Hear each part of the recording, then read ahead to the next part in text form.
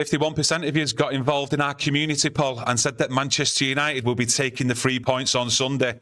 I've got a confession to make. I was one of them who voted for the Manchester United win. Let's get up for this one, Reds. Get involved in the comments section with your own opinions so we can discuss some of your comments throughout today's video. Upbeat for this one? Optimistic going into the game? Been upbeat all week. Monday, I turned around and says United are going to win. I was called deluded. I am not deluded on this one. You go into this game, Liverpool versus Man United, and you have all the confidence. Doesn't matter what position you are in the league, you've got to go in with confidence. We take it to the enemy, down to Anfield Sunday, and come away with a win. That's how I've been feeling all week, and now he's joined on board with the deluded one. Choo-choo, all aboard that deluded train. But the thing is, this fixture, for me personally, when them fixtures are released, this is the first game I look for every single year. Manchester United at Anfield to Liverpool. Yeah, listen, it's a massive game, no matter what time of the year we play Liverpool. But look, it's a massive test. We can't underestimate this. It's a massive test for these players. And one of the reasons why I say that is because all the noise around Ruben Amorim has gone away. So Jim Ratcliffe, the moment he's give his backing to Ruben Amorim, the noise has gone away. This is now down to the players. They now know, right? There's no messing about. The manager's here to stay, and we've got to back whatever happens on Sunday. The manager, the players, but these players, the eyeballs are on them. There's no more like deflecting it now. Go to Liverpool saying, oh, Ruben Amorim this, Ruben Amorim that, his tactics and everything. This is down to the players. They know what's needed and they've got to fight. And I mean fight from that first minute. I mean, very good at Anfield, their record. I don't think they've been beat in the Premier League, correct me if I'm wrong, since last season, where they were beaten by Nottingham Forest. So that in itself, it shows you how good they've been and how strong they are at Anfield. And I get the sense, like you, I think there's a lot more pressure here on Liverpool and their manager, more so than Manchester United. We're not the favourites to go there. No, we're not the favourites. Very rare is anyone a favourite when they go to Anfield. But I just look at it. Yes, the pressure's on them. They've not had some... well, they've lost a few games, to be honest, coming up to that international break, which always puts pressure on any team.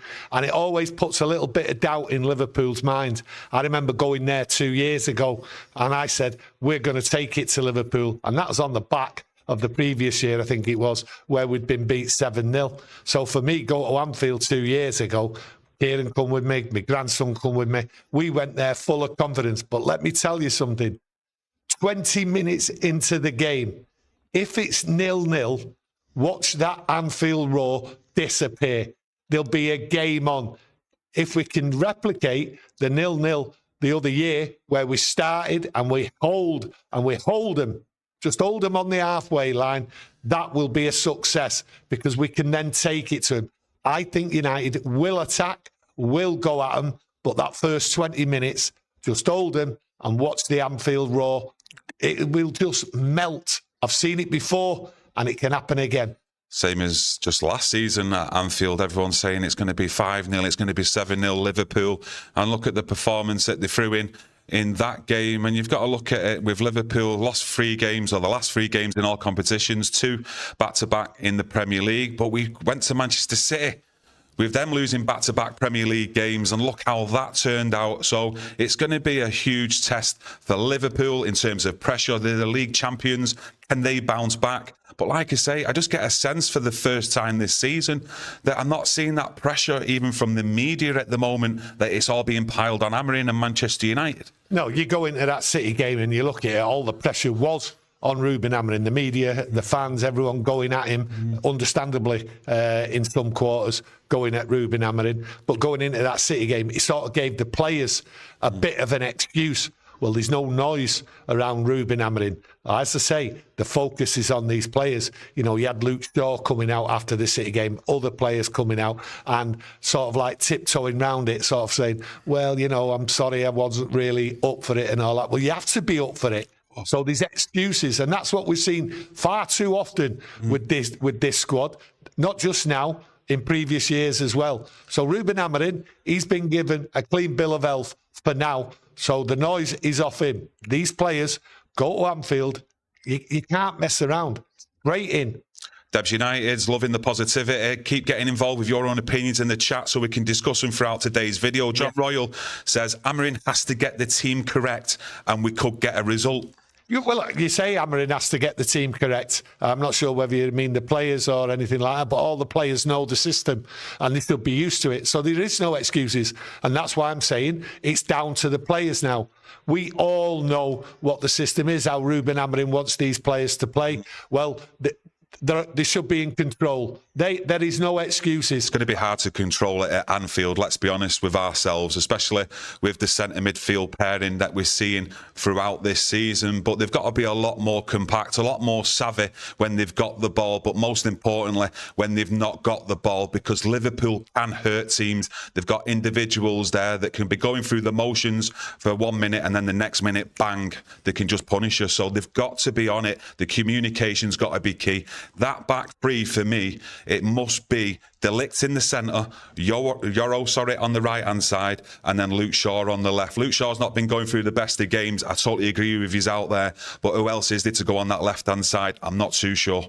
Yeah, well, I just look at it. It's like I say, it's a massive test. They need to be switched on from the first minute. And what you want to see, and we've seen it, but not too often, to be honest with you, where at the back they move it in and they work with the midfield players. Then midfield players have got to get the ball. They've got to break that press, what Liverpool will come at, and then the midfield have got to work with the forwards and create chances. How many chances? Listen, you only need one. You only need one, but I do believe United will go at it. So for me, switched on from the first minute and go at it. Matty Gorman, thanks for your super chat. You're the eternal optimist, laughing face. Of course, mate. I mean, that's what it's all about, being supporters, getting behind your team. Like I say, this is the first fixture I look for when them fixtures are set to be released. And I think to myself, no matter what's been going on this season, last season, anything around the club, this fixture, you've got to be optimistic. You've got to be up for it, surely, as a Manchester United fan, or you might as well just pack it in. Yeah, surely.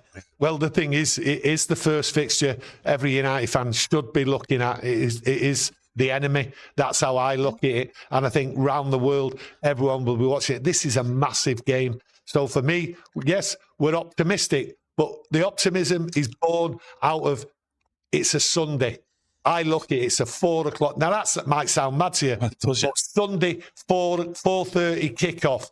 It changes everything. Back from an international duty. No one's firing on all cylinders. So Liverpool, people are expecting them to come out firing. That won't happen. It doesn't happen. Very rare do I see that after an international break. So it suits United. I've seen Liverpool fans, they're worried. They know it's a 4:30 kickoff back after the international break. They know they've had some bad results recently. So they know that United are capable of jumping on it and just being solid. So if they are solid, then Liverpool fans, they know they're in for a game. Yeah, a lot of you getting involved now, just joining the live chat.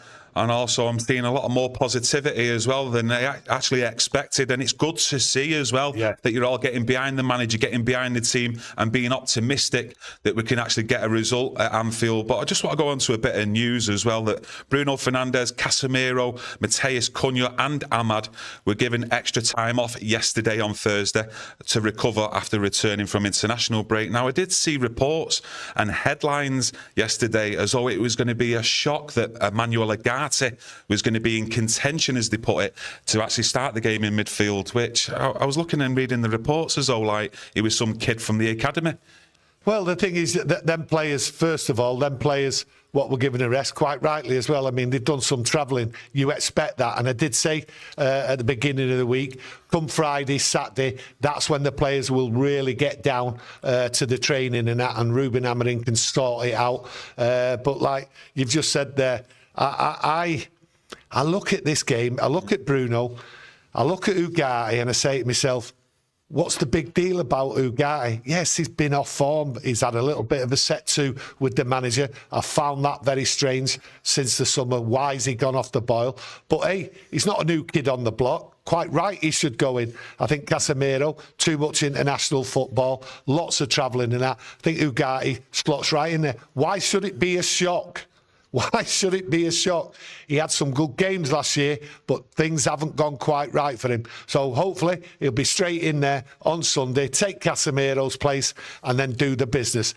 That's what you want. Yeah, I'm not going to sit here and go through this live stream and trying to pick Ruben Amorim's team, because he always brings up one or two surprises on a match day, and I don't even think I've got one team selection right. I could always go through my preference, but I'm looking forward to this game, and I'm thinking Sesko, 2 goals into, surely he's going there with some confidence, the young kid. Well, I look at Sesko, but I also look at Le Mans as well. Big test for these players, especially Le Mans and Sesko, because they're at Anfield, and Sesko wants to score at Anfield. Le Mans wants to keep a clean sheet, and the pressure is on Le Mans, and the pressure is on Sesko. So for me, full of enthusiasm for them two. I think they'll shine. I looked at Le Mans. He had a steady game, did nothing wrong. But Sesko, couple of goals. He'll want one at Anfield, and no better place to score, right, than at the Stretford end at Old Trafford and at the Kop at Anfield. One man says, Amorim placing massive demands on Agate and the rest. That's what we want. Why complain? I'm definitely not complaining, and it's the right thing to do from the manager to demand higher and better standards, because some of them have fell well short of that, especially over the last 12 months. Well, if you look at Amorim, yeah, he's demanded, and he wants more and more out of these players, because they're not achieving what he thinks they can achieve. And if you look at him since he come in, some of them players have fell by the wayside, and quite rightly so. So the players, I go back to the beginning, it's all on them. There are no excuses for these players anymore, okay? They all know the system. There's no good bleating about, like Bruno did. The midfield, we're a bit too open. Yeah, against Manchester, we're a bit too open and all that. No. Forget it. You know what to do. You know the tactics. You know the other players are there. Get on with it and fight. Of course, but you have got to look at it. Manchester City are a top team as well. Bruno was saying they were being overloaded in midfield compared to Manchester City's 4 to our 2 in there. And do you think Ruben Amorim will throw any surprises in tactically? Do you maybe think he might sit a bit deeper than he usually has been in certain games, more or less with the back three on our edge of our box? Or do you think he'll push up higher to try and take it to Liverpool? No, you can't sit back. You can't sit back and invite pressure from Liverpool. They will have more than they'll have 4 players coming at them, and they'll try and close United down. So United have to push up. If you sit back, you're inviting pressure all the time. But this team at United, they're capable of breaking, they're capable of going forward, and they're capable of creating chances, which the stats tell you. United are creating chances. So sitting back is no good. What they have to be is compact. They have to work together. As one moves up, they all move up, and the same with the midfield. So for me, there's no sitting back, no inviting pressure, because that will end in a disaster. You are giving the confidence to Liverpool.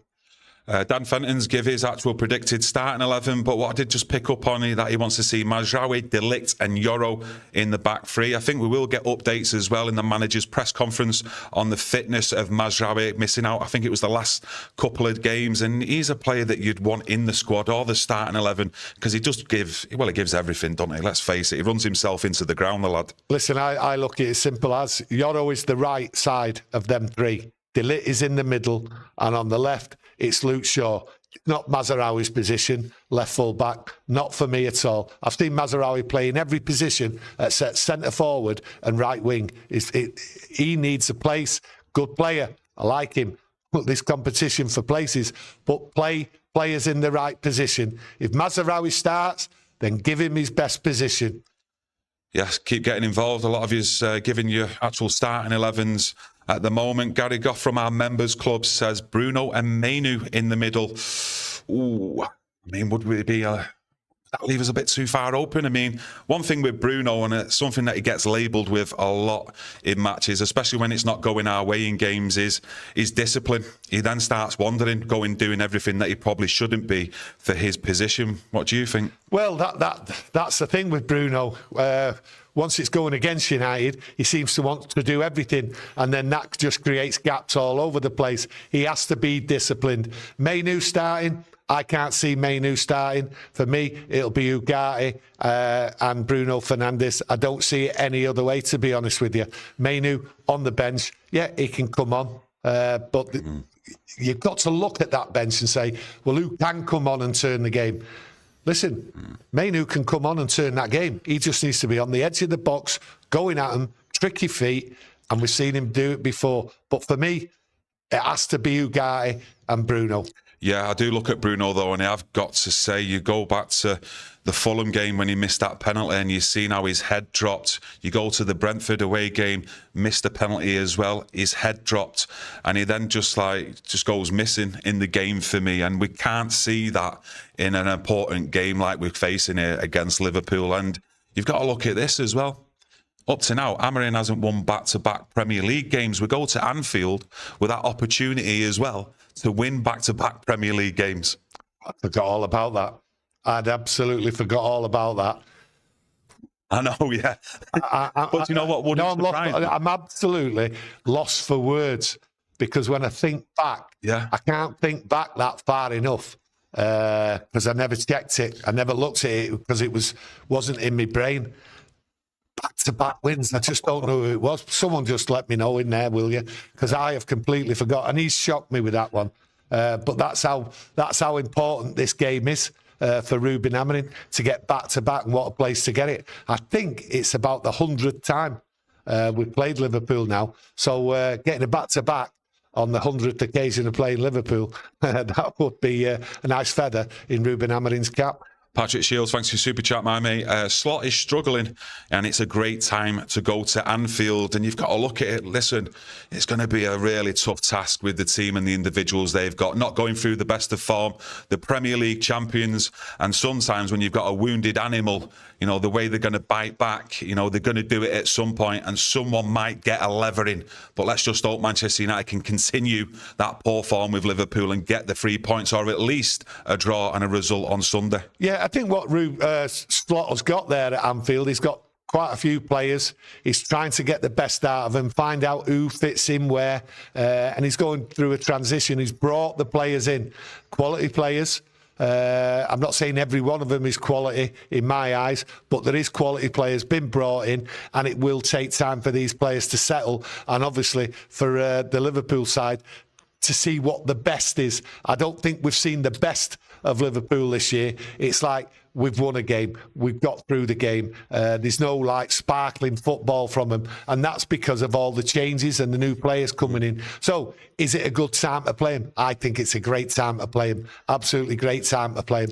But let's just hope they don't catch on fire. Yeah, I talk about new signings. Is Wirtz and Isak, are they in the 007 club in no goals or assists up to now in the Premier League appearances? I do think so, and he's been proper underwhelming for me, Wirtz. So he's a player where right now you're thinking, yeah, I want him to start, but again, with the poor form, and it's Manchester United, you know it can also go the other way, where they then throw in a performance. But I'm looking at their left-back area, that Kirkes. I mean, defensively, it looks sound to me, but he's nothing like Robertson was in his peak, where he was absolutely flying forward, one after the other, you know, getting crosses into the box, creating chances. I mean, for me, on our right-hand side, I've got to start Ahmad and go with that attacking focus to try and put him on the back foot. Yeah, I think what it is with Liverpool, when you talk about their players, yeah, I understand that, going at him if he's in that position.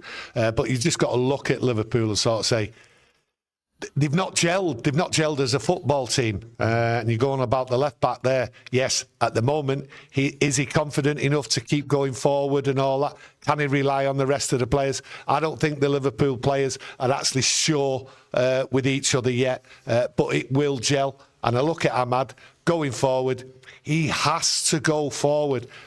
His crossing hasn't been the best. So for me, ball at his feet, run at him, get in that penalty area. But what I want to see, and I'm not seeing it for a while from him, is getting at the back post, waiting for a ball to come across, where he just comes in and he comes in unmarked. How many times have we seen that? But I've not seen it of late from him. So I need to see him more and more pushing that full back and coming behind him, and then just hoping that a ball, what does come across, right, ends up at his feet and he puts it in. Yeah, I've got to think back to the Sunderland game as well. I mean, obviously Sunderland and Liverpool, you're comparing apple and oranges there.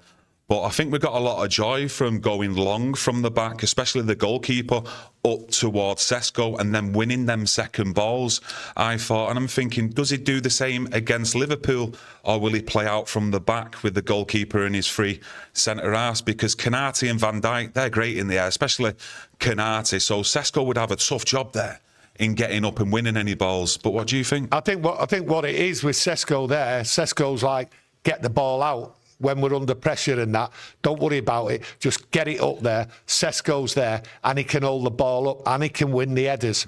So it'll be interesting to see how he goes against Van Dijk.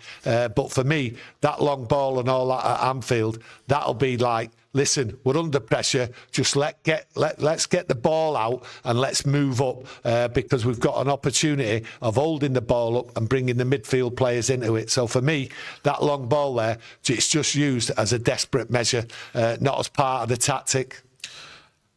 I've seen a lot of fans, especially in the comments section over the last few days when we're discussing this game, and I think a large majority prefer Mason Mount starting as a number 10 alongside Mbeumo, with Cunha possibly coming off the bench at some point in the game. What do you think of that? I don't see it.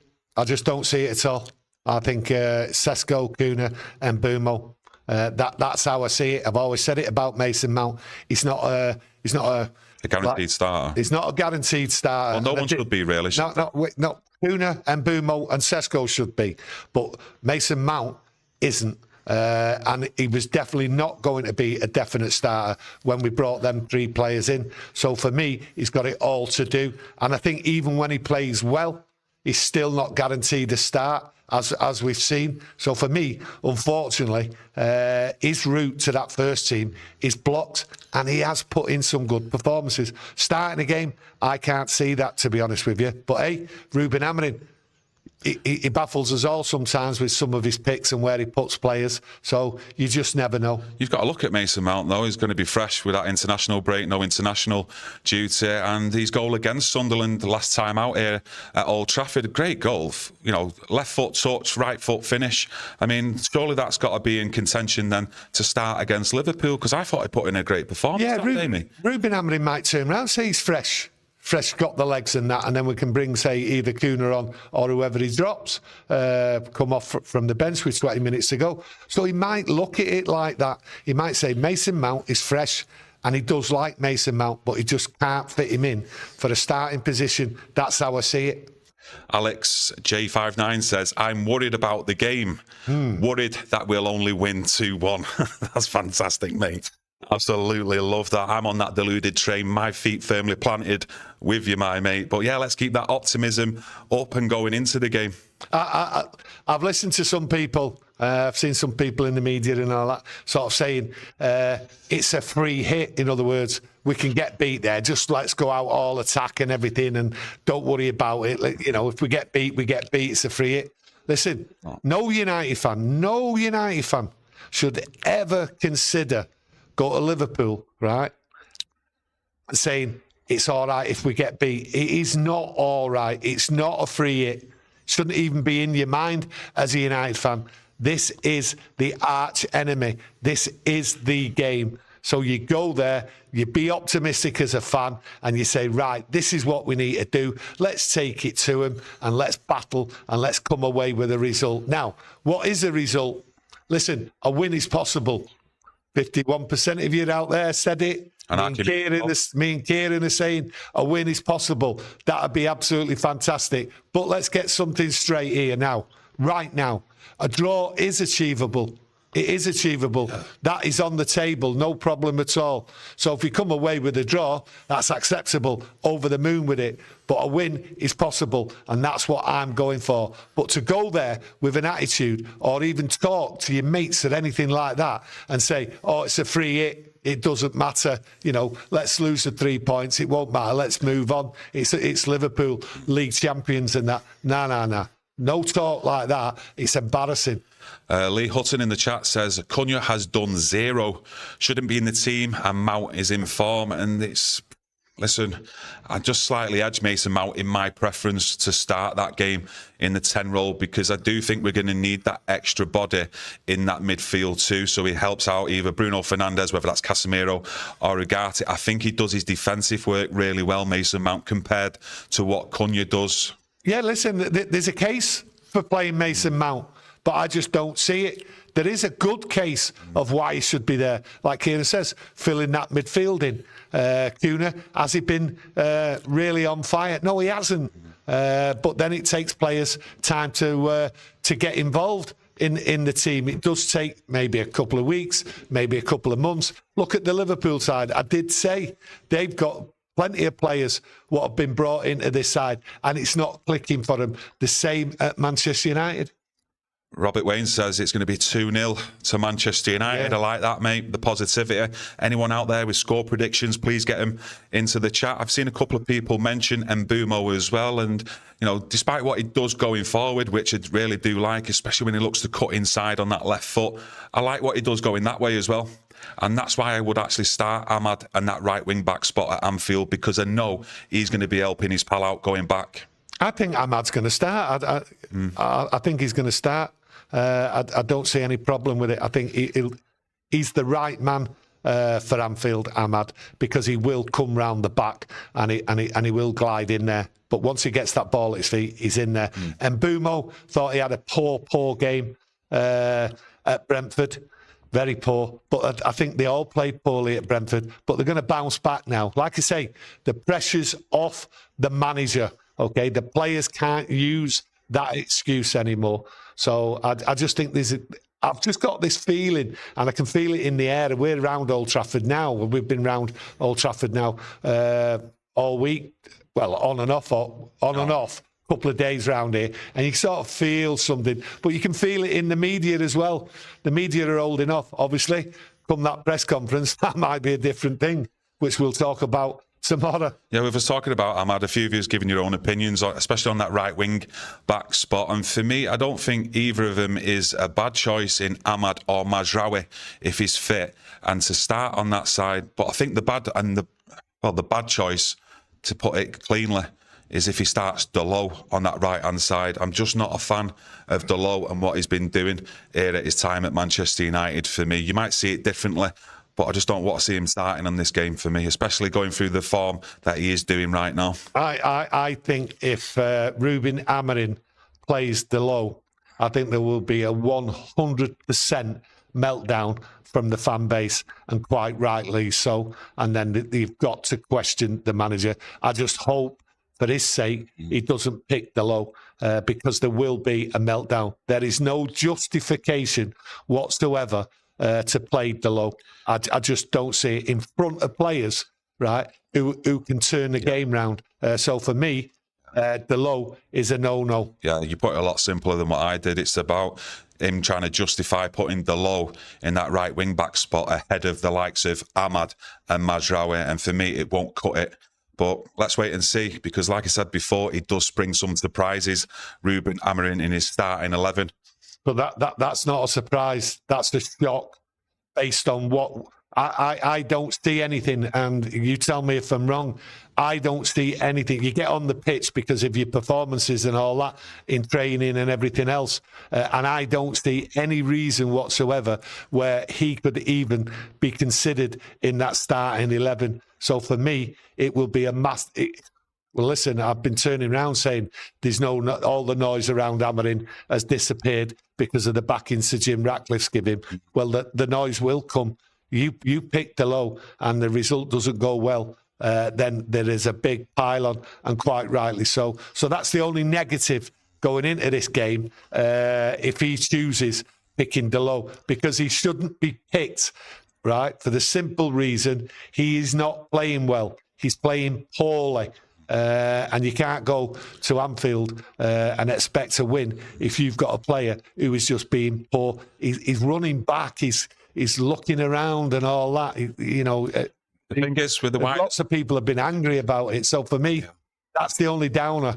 Yeah, for me, the actual wing-back positions in this system, you need some quality in there, because You know, Sesko's, in my opinion, you're not going to get any service to him from the wide areas if your wing-backs aren't on form. You're not really going to get the likes of, let's say, Cunha or Mbeumo were in them number 10s, more or less trying to drift out wide and then get crosses in, because you've not really then got anything through the midfield to join up with them attacks. So the actual wing-backs for me, especially Dorgu as well, I've seen glimpses of his crossing ability, but consistently it's not been good enough. But he's got an engine there, the lad, and he'll get up and down there. So if he can be on top form on Sunday and getting up that pitch, you know, he'll get a few crosses in for me. And then let's hope Sesko gets on the end of at least one or two of them. Well, it's the crosses. The crosses are vital. Stopping the crosses is vital. Yeah, I'm putting the crosses in. Yeah, that's what we need. We need a big improvement on there. But going back to Delo, well, you tell me what you think. Is Delo worthy of a place in front of Mazraoui and Ahmad? I certainly don't think so. And I'd be very, very shocked if anyone did think that. Yeah, Robert Wayne says Le Mans gives United defenders more confidence. Yeah, well, listen, he gave everyone confidence.